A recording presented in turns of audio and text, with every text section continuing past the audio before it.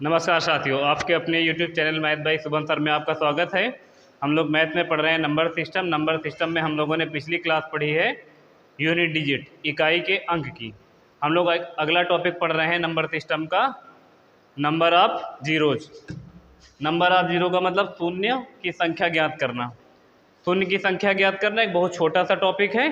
इसमें किस तरह के क्वेश्चन आते हैं वो हम आपको बताते हैं।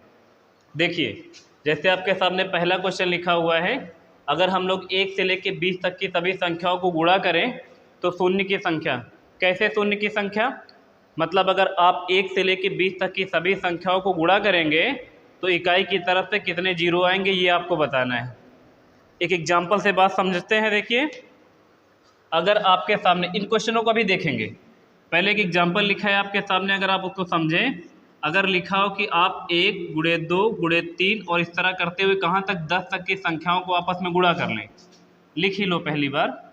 4, 5, 6, 7, 8, 9 और 10। अगर आप 1 से लेकर 10 तक की सभी संख्याओं को आपस में गुणा कर दें तो इकाई के अंक पे कितने जीरो आएंगे। इकाई के अंक पर तो एक ही अंक होगा, लेकिन इकाई की तरफ से कितने जीरो आएंगे ऐसा लिखा नहीं रहेगा कि इकाई की तरफ से जीरो बताओ। क्वेश्चन ऐसा लिखा रहेगा कि 1 से लेकर 10 तक की संख्याओं को आपस में गुणा करते हैं तो शून्यों की संख्या कितनी है, ऐसा लिखा रहेगा। तो इसका ये मतलब है कि अगर आप 1 से लेकर 10 तक की संख्याओं को आपस में गुणा कर देते हैं तो कितने जीरो आएंगे ये बताना है। जीरो के बारे में एक बात पहले समझिए। अगर आपको जीरो बनाना है तो जीरो बनाने का सिर्फ एक तरीका है। अगर एक 5 और एक 2 आपस में गुणा करेगा तो 10 बनेगा, तो एक जीरो बनेगा। या यूँ समझ लो कि 5 को किसी भी सम संख्या के साथ गुणा करेंगे तो एक जीरो बनेगा। सिर्फ आप इतना याद रख लो या तो कि 5 को 2 के साथ गुणा करेंगे तभी जीरो बनेगा। अगर आपको 5 और 2 का एक पेयर मिला इसका मतलब एक जीरो बनेगा। 5 और 2 का एक दूसरा पेयर मिला इसका मतलब फिर एक जीरो बनेगा। 5 और 2 का एक पेयर और मिला इसका मतलब एक जीरो और बनेगा। मतलब एक जीरो क्रिएट करने के लिए आपको एक 5 और एक 2 पता होना चाहिए। उन दोनों को आपस में गुणा कराओगे तभी एक जीरो बन सकता है। इस वाली लाइन में आप पहले समझ लो, फिर इन क्वेश्चनों को करेंगे। देखो, जैसे 1 2 आपके पास ये है, ये 3 है, इससे 2 नहीं निकलेगा, लेकिन इस 4 में 2 2 हैं, क्योंकि इस 4 को क्या लिखा जा सकता है, 2 गुणे 2 लिखा जा सकता है। ये एक 5 मिल गया है। इस 6 को क्या लिख सकते हैं, 2 4, इसको लिख सकते हैं हमारे हिसाब से 3 गुणे 2 लिख दें तो 1 2 यहाँ से मिल जाएगा। 7 को नहीं कर सकते, 2 में नहीं तोड़ सकते। 8 को क्या कर सकते हैं, देखो 4 गुणे 2 कर सकते। इस 4 को भी 2 गुणे 2 लिख सकते हैं। 2 दूना 4 दूना 8, इसका मतलब 8 में 3 2 मिल सकते हैं। उसी तरह 9 के बाद जब 10 पे आओगे तो 10 पे एक 5 मिलेगा और एक 2 मिल जाएगा। अगर आप 1 से लेके 10 तक की संख्याओं के गुणनखंड करो तो देखो तुमको 2 1 यहाँ मिला, 2 यहाँ मिल गए, 1 2 ये 1 2 ये, फिर यहाँ बहुत सारे 2, तो 2 की तो भरमार है, 2 बहुत सारे मिलेंगे। आपको केवल 5 ढूंढने होंगे। अगर आप 1 से लेके 10 तक की संख्याओं को आपस में गुणा करें तो कितने 5 मिलेंगे। एक तो 5 मिलेगा ही मिलेगा, लेकिन 10 में भी एक 5 है, क्योंकि 5 दूना 10 हो जाएगा। तो कितने 5 मिल रहे हैं, 2 5 मिल रहे हैं। इसका मतलब अगर आप 1 से लेके 10 तक की संख्याओं को आपस में गुणा कर देंगे तो केवल 2 जीरो मिलेंगे तुमको लास्ट में। और नहीं यकीन है तो आप 1 से लेके 10 तक की संख्याओं के फ़ोन में गुणा करके देख लो, जो भी आंसर आएगा उसके इकाई की तरफ से 2 जीरो होंगे। इकाई के अंक पे नहीं, इकाई की तरफ से 2 जीरो पड़ेंगे। गुणा करोगे तो कितने जीरो आएंगे, 2 जीरो आएंगे। तो जब भी अगर आप इतनी बड़ी लाइन में ऐसे गुणा करके नहीं देखेंगे, 1 से लेकर 10 तक की संख्याओं में जीरो की संख्या पूछे तो आप केवल 10 लिखो और 10 को काहे से भाग कर दो, 5 से। 5 से क्यों भाग कर रहे हैं, जीरो बनाने के लिए एक 5 और एक 2 चाहिए, और 2 बहुत सारे मिलेंगे, तुमको 5 ढूंढने रहेंगे। 5 तुमको उसी तरह ढूंढना है जैसे कॉम्पिटिटिव एग्जाम में तैयारी करने वाले बच्चों में गवर्नमेंट एग्जाम क्वालिफाई करने वाले बच्चे को ढूंढना होता है। ठीक है, तो आपको 5 ढूंढने के लिए कुछ नहीं करना होगा। 1 से लेकर 10 तक की संख्याओं को गुणा करने पर आपसे जीरो की संख्या पूछी जाए तो आप 10 को केवल 5 से भाग कर दो, कितनी बार गया, देखो भागफल 2 है। इसका मतलब अगर आप 1 से लेकर 10 तक की संख्याओं को गुणा करेंगे तो कितने जीरो मिलेंगे, 2 जीरो मिलेंगे। तो आपको सिर्फ काहे से भाग करना है, 5 से भाग करना है। इसका मतलब 5 तो मिनिमम 5 ही मिलेंगे और मैक्सिमम 2 मिल जाएंगे। तो मैक्सिमम 2 हमारे किसी काम के नहीं, जितने 5 होंगे उतने 2 से गुणा करा के उतने जीरो बना देंगे, बाकी 2 को छोड़ देंगे, क्योंकि उनके लिए दूसरा 5 का पेयर नहीं बना रहे। तो अगर आपके सामने ये क्वेश्चन लिखा है, अगर आपसे इसका आंसर पूछा जाए तो कैसे करेंगे? अब क्वेश्चन पर आते हैं। देखो आपके सामने लिखा है, अगर आप 1 से लेकर 20 तक की संख्याओं का गुणनफल में शून्यों की संख्या कितनी बनेगी, तो आप कुछ मत करो, सिर्फ लिखो 20 और 20 को भाग कर दो 5 से, तो 5 से भाग कर दोगे तो कितना? इसका मतलब है अगर आप 1 से लेके 20 तक की संख्याओं को आपस में गुणा करेंगे तो कितने जीरो आएंगे? 5 से भाग किया तो 4 आएंगे। लेकिन एक चीज़ आगे समझना है, अगर यही 1 से लेके 60 तक की संख्याओं में गुणा कर रहा होता तो कितने जीरो आते? तो आप 60 को भाग करते 5 से तो कितना आ जाता? 12 आ जाता। 12 आ जाता तो फिर इस 12 को विभाग करते 5 से, कितना आता? फिर भागफल लिखना, रिमाइंडर छोड़ देना है। तो देखो ये 12 पंचे 60 हो जाएगा, इसको 5 से भाग करोगे 5 दूना 10, रिमाइंडर 2 बच जाएगा, उसको छोड़ दो। आपको तब तक भाग करते रहना है 5 से इसको जब तक भागफल 5 से छोटा ना हो जाए, और जब तक 5 से भाग हो रहा हो, चाहे ऐसे बोल दो। जैसे 60 को आपने पहले 5 से भाग किया तो कितना आया? 12। तो ये 12 में भी अभी 5 का भाग जाएगा, तो फिर 12 को 5 से भाग किया 2 आ गया। अब 2 में 5 का भाग जाएगा नहीं। तो अगर आप 1 से लेकर 60 तक की संख्याओं को गुणा करेंगे तो अगर आपसे जीरो की संख्या पूछी जाए तो पहले 12 आया था फिर 2 आया, तो इन दोनों को जोड़ दो, 12 प्लस में 2। इसका मतलब है आप अगर 1 से लेकर 60 तक की संख्याओं को आपस में गुणा करते हैं तो शून्य की संख्या कितनी आएगी? 14 आएगी। उसी तरह देखो अगर 1 से लेके ये बात 200 तक आ गई है, 200 तक आ गई है तो क्या करो? पहले 200 लिखो, 200 को करो पहले 5 से भाग, तो 5 से भाग करो कितना हो जाएगा? 40 हो जाएगा। 40 में भी 5 का भाग जाएगा, तो फिर से लिखो 40 और 5 से भाग कर दो, कितनी बार? 5 8 40। 8 में अभी फिर 5 का भाग जाएगा, तो 8 को फिर 5 से भाग कर दो, 5 का नम 5। अब अगर पूछा जाए 1 से लेके 200 तक की संख्याओं को आपस में गुणा करोगे तो कितने जीरो आएंगे? तो इसके लिए क्या देखो, पहले 40 ये, 8 ये, 1 ये, 40 8 48 और 1 49। तो इस प्रश्न का सही आंसर कितना आ जाएगा? 49। अगर आप 1 से लेके 200 तक की संख्याओं को आपस में गुणा करेंगे तो उसमें कितने जीरो आएंगे? 49 जीरो आएंगे। 60 तक में देखो बता दिया, 60 को भाग किया पहले 5 से तो 12 आया, 12 भी 5 से भाग चला जाएगा, तो 12 को फिर 5 से भाग करेंगे। अंतिम अंक को 5 से तब तक भाग करते रहेंगे जब तक भागफल 5 से छोटा ना हो जाए, और जितने भागफल आएंगे उन सबको आपस में जोड़ लेंगे। तो इसका मतलब उस श्रृंखला में जो 1 से लेकर 60 तक आप गुणा करोगे तो आपको कितने जीरो मिलेंगे? 14 जीरो मिलेंगे। ठीक है, अगला क्वेश्चन देखिए क्या लिखा है आपके सामने। अभी तक हमने आप क्या देखा? 1 से लेकर 30 तक की संख्याओं को आपस में गुणा करो तो शून्य की संख्या बताओ। 1 से लेकर 60 तक, 1 से लेकर 100 तक, 1 से लेकर 200 तक, कहीं तक की भी हो। अच्छा, ज़रूरी नहीं कि 1 से लेकर 20 तक या 1 से लेकर 200 तक लिखा हो, ऐसे भी लिख सकता था कि फैक्टोरियल 200 में शून्य की संख्या कितनी होगी। फैक्टोरियल 200 का मतलब है, अगर फैक्टोरियल 200 लिखा है इसका मतलब 200 से नीचे की सभी संख्याओं को आपस में गुणा करना। जैसे मान लो लिखा हो फैक्टोरियल 5, तो इसका मतलब 5 गुणे 4 गुणे 3 गुणे 2 गुणे 1, फैक्टोरियल 5 का ये मतलब है। अगर आप 1 से लेकर 5 तक की संख्याओं को आपस में गुणा कराएंगे तो कितने जीरो आएंगे? 1 से लेकर 5 तक में 1 5 पड़ जाएगा और 1 2 पड़ जाएगा। 2 तो 4 में भी 2 पड़ेंगे, लेकिन हमको केवल 5 देखना है, तो 1 से लेकर 5 तक की गिनती में 5 एक ही पड़ेगा। आप 1 से लेकर 5 तक की संख्याओं को आपस में गुणा कर लो, केवल एक ही जीरो आएगा, है ना। तो अगर कोई संख्या ऐसे दी है कि 1 से लेकर 30 तक की गुणा करना है, 1 से लेकर 60 तक, तो आपको कुछ नहीं करना, सबसे बड़ा वाला नंबर उठाना, 5 से भाग करना है। जब तक भागफल 5 से छोटा ना हो जाए तब तक भाग करते रहना, उसके बाद सारे भागफल को जोड़ देना है। सही था। अब की बार देखो यहाँ लिखा 2 4 5 6।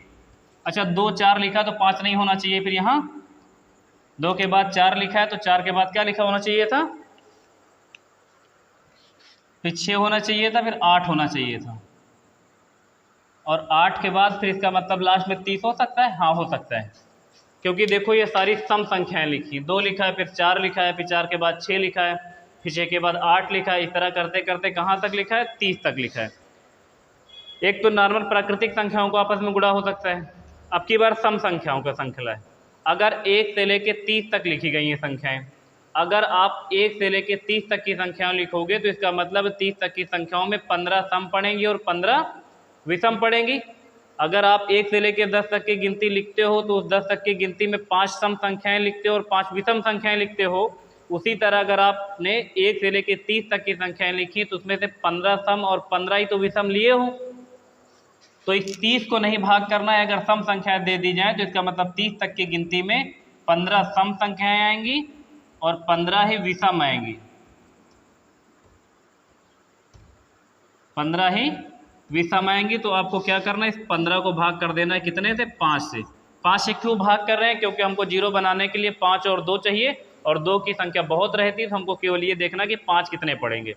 5 से भाग करोगे आएगा 3।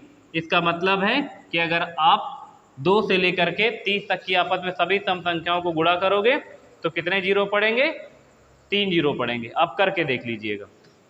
अच्छा, अगर आपको ये डाउट हो कि अगर सम संख्याएं लिखी तो 5 तो पड़ा ही नहीं बीच में, तो 6 लिखा है, 8 लिखा है, 8 के बाद 10 आएगा तो 10 में 5 पड़ जाएगा, नहीं पड़ जाएगा, 5 गुणे 2। इसी तरह करते करते क्या मिलेगा, 15 के बाद क्या मिलेगा, 20 पड़ेगा। 20 भी तो सम संख्या, 20 में क्या हो जाएगा, 4 पंचे 20 हो जाएगा, वहाँ से 5 निकल आएगा। इस तरह करके अगर आप 1 से लेकर 30 तक की सभी सम संख्याओं को आपस में गुणा करोगे तो कितने 0 बनेंगे, 3 0 बनेंगे। विषम का हो नहीं सकता। अगर तुम सोच रहे हो विषम का क्वेश्चन लिख दो तो विषम संख्याओं में 5 बनेगा ही नहीं, इसीलिए विषम संख्या का नहीं होता है। सम संख्याओं का होता है, या तो प्राकृतिक संख्याओं का होता है, या तो स्क्वायर का होता है, या तो क्यूब का होता है।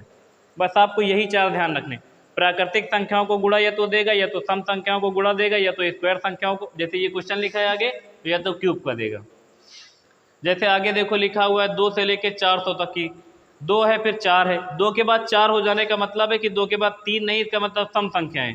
तो 2 से शुरू किया है लिखना और 400 तक आया। अगर 400 तक की गिनती लिखी गई होंगी तो इसका मतलब है 400 तक की गिनती में 200 सम संख्याएं पड़ी होंगी और 200 विषम संख्याएं पड़ी होंगी। तो आप इसके लिए क्या करो, 400 को नहीं 5 से भाग कर दीजिएगा।